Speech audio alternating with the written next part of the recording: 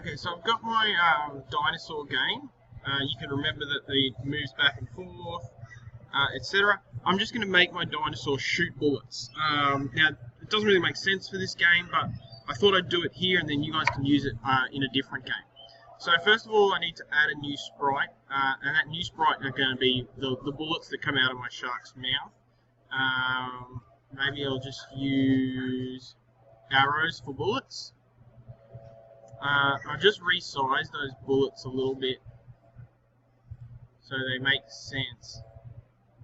Now, the first thing I'm going to do with those bullets is hide them. So events, when this is clicked, motion, looks, and hide it. Okay, so that means you won't be able to see the bullet.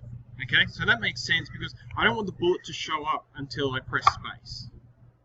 Now, bullets, we want lots of them coming out of the dinosaur, right? Now that's a problem because our sprites, we only have like one. So we can do something called cloning. Okay, so control, let's see, sensing, key space pressed. Okay, so we're going to use this one here, pressing the space key. Okay, so if the space key is pressed,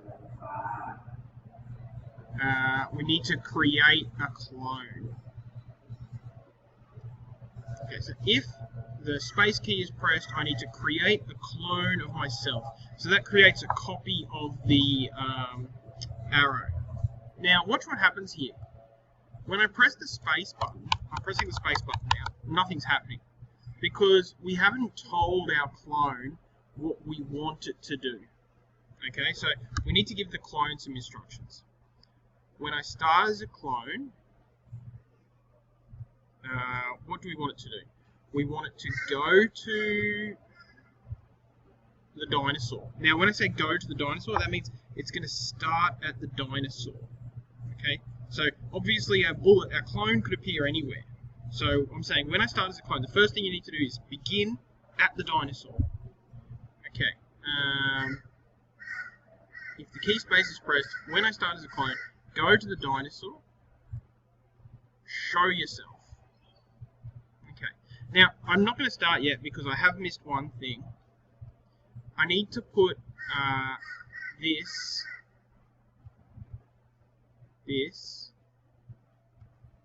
I need to put this in a forever loop because I need that space. I need it to keep checking the space key. Okay, let's see what happens. Okay, done. When I start as a clone, go to the dinosaur and show yourself. Now, obviously, that's not enough. Okay. I need it to move forward. So motion, move 10 steps. Okay, and we'll use a repeat until. Oops. Repeat until it touches the edge. Sense touching edge. Okay, now watch what happens. So repeat until, so keep moving 10 steps forward until you touch the edge. Awesome. So you can see, I press the space key and a clone appears. Press the space key and I've got my bullets, so I'm just pressing the space key. I can hold it down and we get like a big barrage of bullets there. Okay, the last step here, repeat until touching the edge, move 10 steps, and then looks, hide it. Because we don't want our bullet to continue forever. We want it to hit the edge and then disappear. Actually, let's not hide it, let's do something smarter than that.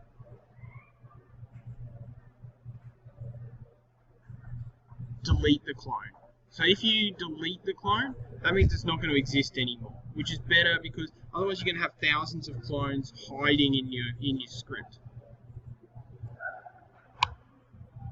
Alright, you can see they all disappear as they touch the edge.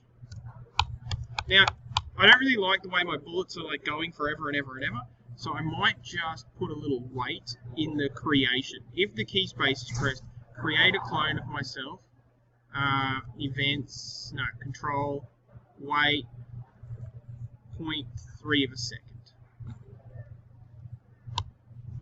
Okay, so you can see I can change the speed of that firing by changing the wait time in here. Okay, there's how to create a bullet one, but more importantly, you've learned how to use clones. Okay, clones is going to be a really important idea for bullets and for other things as well. Okay, that's bullets and clones.